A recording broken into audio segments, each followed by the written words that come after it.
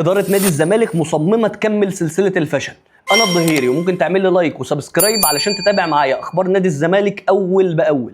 بعد رحيل جون إدوارد هنبدأ نشوف سلسلة من اللامنطقية وسلسلة من القرارات اللي مش متخطط ليها من قبل إدارة مجلس نادي الزمالك.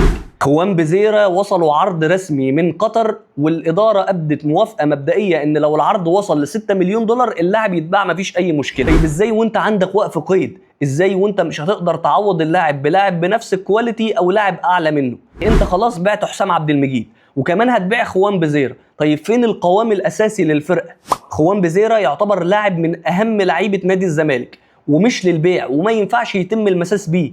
لاعب مش هتقدر تعوض الكواليتي بتاعته، ده هيفرق معاك جدا في القوام الاساسي للفريق ومش هتقدر تعوضه او تجيب لاعب بنفس الكواليتي او لاعب اعلى. يبقى اللاعب ده ما ينفعش للبيع. انت داخل بطولة غايبة عنك من اكتر من 25 سنة، انت داخل دوري ابطال افريقيا ولازم البطولة دي تيجي باي شكل. وعلشان كده بقول لك